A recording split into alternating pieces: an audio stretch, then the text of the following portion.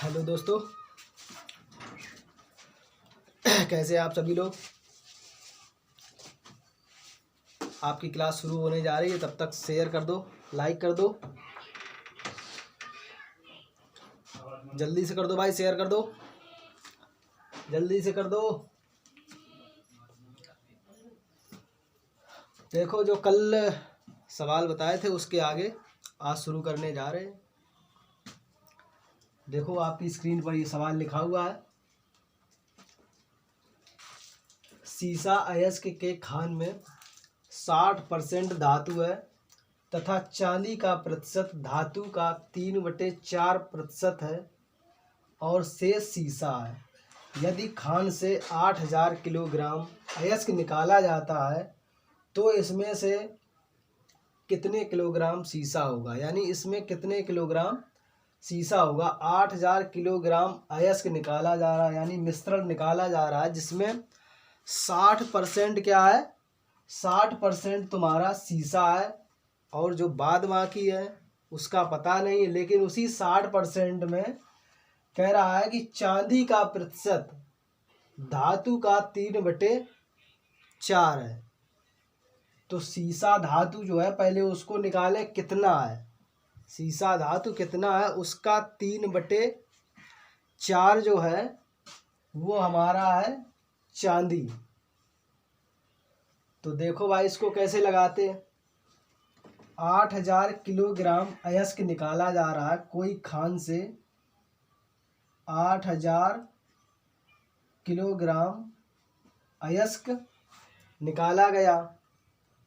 सीसा अयस्क के खान में 60% है।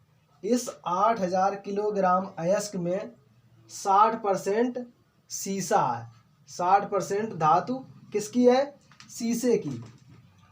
तो 8000 का 60% निकाल लो, कितना आएगा सीसा।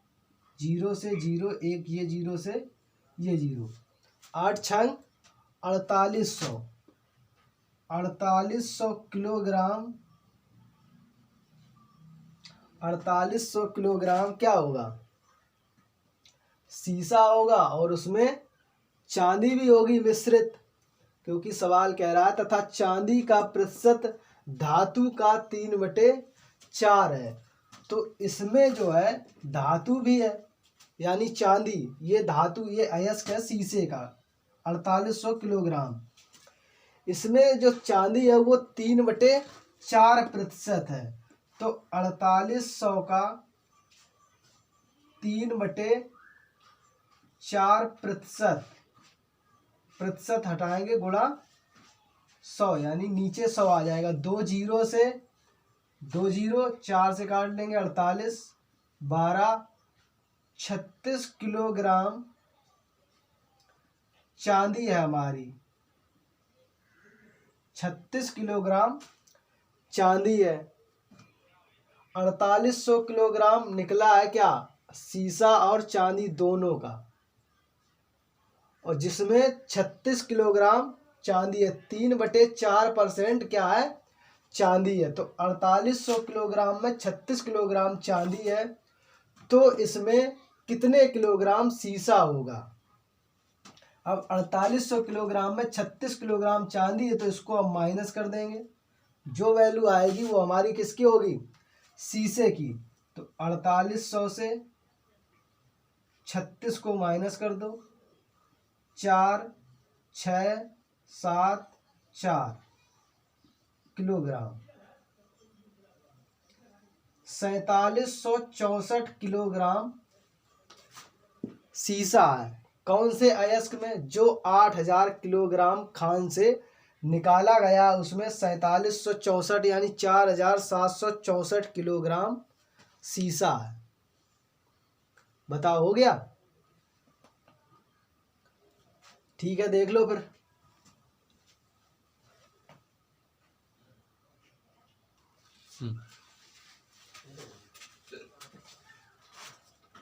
देखो भाई, अगला सवाल। एक परिवार में चावल, मछली तथा तेल पर खर्च का अनुपात 12:17:3 है। इन वस्तुओं के मूल्य क्रमशः 20%, 30% तथा 50% बढ़ गए, तो इस वस्तुओं पर होने वाले खर्चों में कितने प्रतिशत की वृद्धि हो जाएगी। ये मान लो कि जो चावल पे खर्च था पहले कितना था, 12, मछली पर 17 और तेल पर 3 रुपए मान लो खर्च कर रहा था। अब उसका खर्चा जो है सब में बढ़ गया थोड़ा थोड़ा। चावल में 20% की वृद्धि हो गई, मछली में 30% की और तेल में 50% की वृद्धि हो गई। तो सब पूछ रहा है कि इस वस्तुओं पर होने वाले खर्चों में कितने प्रतिशत की वृद्धि हो जाएगी, यानी इन सब में जो थोड़ी थोड़ी वृद्धि हुई है वो टोटल मिला के कितनी होगी, और प्रतिशत पूछ रहा है तो टोटल खर्चा कितना बढ़ा है वो, और टोटल जो जिस पे बढ़ा है वो गुणा 100, ऐसे ही हमें लगाना है। देखो पहले चावल पर कहने कितने खर्च कर रहा था, 12, 20% की वृद्धि हो गई, 20% बढ़ गया यानी 2.4 रुपए बढ़ गया। हम सिर्फ वृद्धि निकालेंगे। चावल पे कितना बढ़ा, 2.4। मछली पर हमारा कितना बढ़ गया, मछली पर था 17, बढ़ गया 30%, तो 30% बढ़ गया यानी 5.1। मछली पर 17 था, 30% बढ़ गया, 5.1 रुपए बढ़ गया। और तेल पर कितना बढ़ा, तेल पर हमारा 3 था पहले, 50% बढ़ गया, तो 1.5। ये टोटल जो है ये बढ़ी हुई वृद्धि है, और इसी का हमें प्रतिशत निकालना है।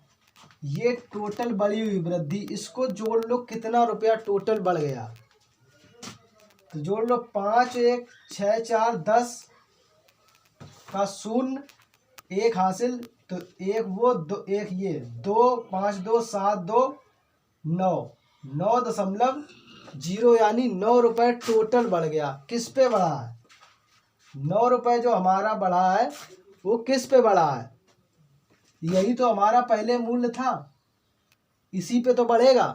जो खर्च बढ़ेगा वो सीपी पे बढ़ेगा।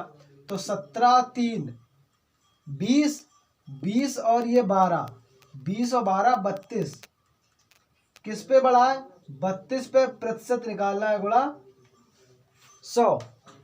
इसको काट लो, 4 अट्ठे 32, 4 से 25, 25 नेमा 225, 225 बटे 8, सही बटे में आएगा, 8 दूनी 16, 6 22, 8 8 64, 1 बटे 8, 28 सही 1 बटे 8% की वृद्धि हो गई।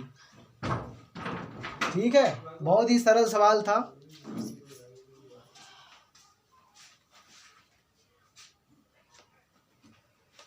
देखो भाई, चावल को हमने माना कितना, 12 पे कितना बढ़ रहा था, 20%, तो 12 का 20% कितना होगा, 2.4। मछली पे पहले था 17, 30% बढ़ गया, पहले 17 था, 30% बढ़ गया, तो कितनी वृद्धि हुई, 5.1 की। और तेल हमारा पहले 3 था, वृद्धि कितनी हुई, 50% की। तो टोटल वृद्धि कितनी हुई, 3 का 50%, 1.5, यानी तेल पर 1.5, मछली पर 5.1 और चावल पर 2.4। टोटल रुपया जो बढ़ा कितना बढ़ा, 9। किस पे बढ़ा, सीपी पे, जो पहले खर्चा हो रहा था उसी पे तो बढ़ा। तो 17, 3, 20 और 12, 32, 9 बढ़ा है किस पे, 32 पे गुणे 100, क्योंकि प्रतिशत निकालना है। 4 से काटेंगे तो 25 बार ऊपर जाएगा, नीचे 8, 25 नेमा 225, 225 बटे 8, 8 से काटेंगे तो 28 सही 1/8% की वृद्धि हो जाएगी। देखो भाई अगला सवाल, सवाल नंबर 70 चल रहा है आपका। देखो सवाल क्या कह रहा है। कोलकाता में किसी स्थान के लिए बस किराया तथा ट्रेन किराया क्रमशः 20 रुपये तथा 30 रुपये है। ट्रेन किराए में 20% की तथा बस किराए में 10% की वृद्धि हो जाती है, तो नए ट्रेन किराए तथा नए बस किराए का अनुपात ज्ञात करें। ट्रेन का किराया 20 रुपये से कितना बढ़ गया? ट्रेन का किराया 20 रुपये में 20% की वृद्धि हो गई। और बस किराए में, बस किराया पहले था 30 रुपये, उसमें 10% की वृद्धि हो जाने के कारण अब नया जो है किराया उसका अनुपात पूछा है। नए किराए की वैल्यू नहीं, अनुपात पूछ रहा है। तो देखो कैसे लगाएंगे। ट्रेन का किराया कितना है? ट्रेन का किराया 20 रुपये। ट्रेन का किराया 20 रुपये था। और बस का किराया 30 रुपये। ट्रेन का किराया 20 रुपये, बस का किराया 10 रुपये।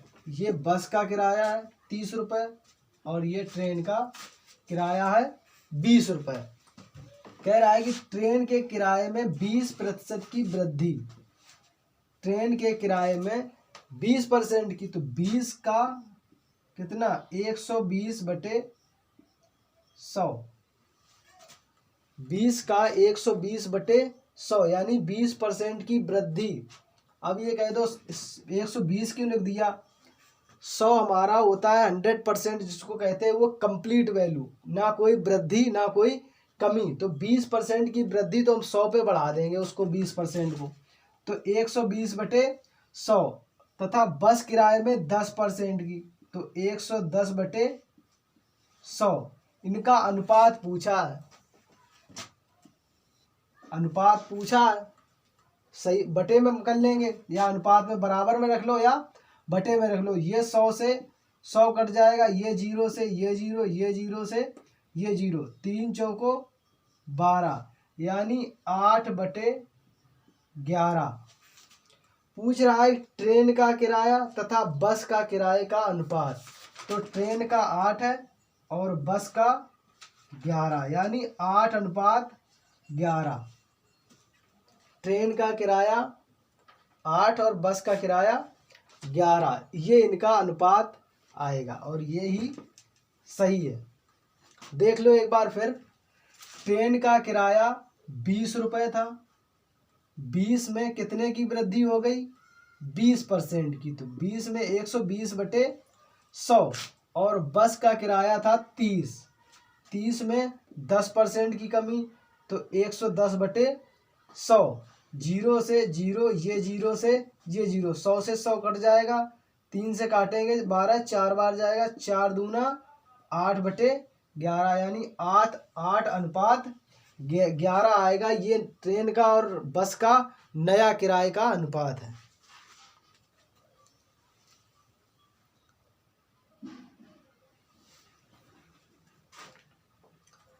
देखो भाई अगला सवाल। राम के खर्च तथा बचत का अनुपात 5:3 है। यदि उसकी आय 12% बढ़ जाती है और उसका खर्च 15% बढ़ जाता है, तो उसकी बचत कितनी % बढ़ेगी? कितने प्रतिशत बढ़ेगी? देखो राम का जो खर्च है वो 5 है और बचत जो है वो कितनी है? 3। कोई आदमी अगर 5 रुपये खर्च कर रहा, 3 रुपये बचा रहा, तो वो कमा कितना रहा? राम जो है 5 रुपये खर्च कर रहा, 3 रुपये बचा रहा है, तो वो कितना रुपये कमा रहा है? तो उसकी जो आय है वो कितनी होगी? 5 रुपये खर्च कर रहा, 3 बचा रहा, तो उसकी आय हमारी कितनी हो जाएगी, या उस राम की आय कितनी होगी? 8। भाई 8 रुपये कमा रहा है, 5 रुपये खर्च कर रहा है 3 रुपये, बचा रहा है, तो उसकी आय जो है कितनी होगी 8। आय में कह रहा है कि 12% की वृद्धि हो जाती है। आय हमारी 8 है, इसमें 12% की वृद्धि हो जाती है, 12% की वृद्धि हो जाती है। तो आय में 12% की वृद्धि, तो 8 में 12% की वृद्धि करेंगे तो कितना आएगा। सिर्फ वृद्धि को निकालना है, टोटल वैल्यू ना निकालना। वृद्धि को निकालेंगे तो कितना आएगा 0.96।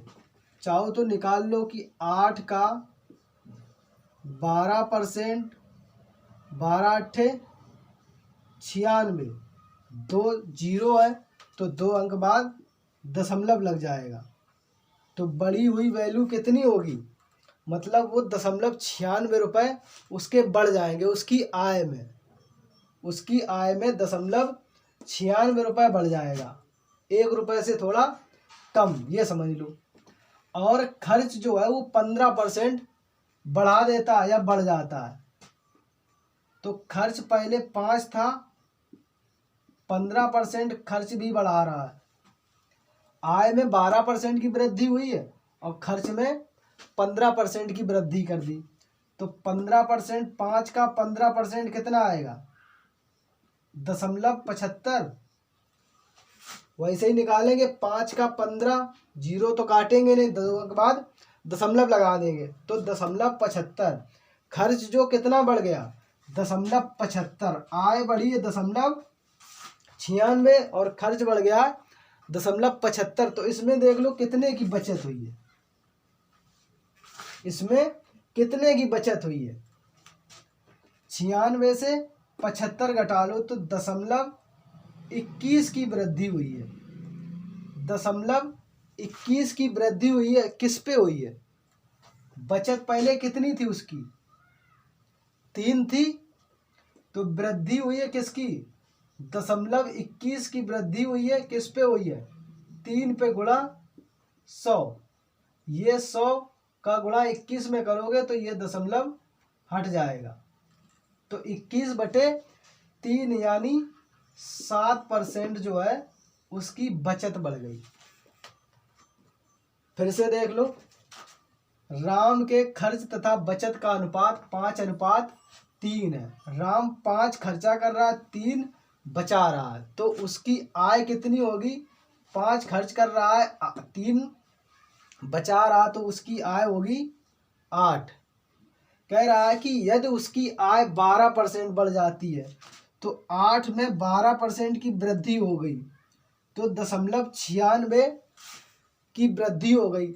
8 में कितनी वृद्धि हुई 0.96। आगे कह रहा है कि खर्च उसका 15% बढ़ा दिया जाए, या अपना खर्च वो बढ़ा लेता है। तो 5 में 15% की वृद्धि, तो कितनी वृद्धि की 0.75 की।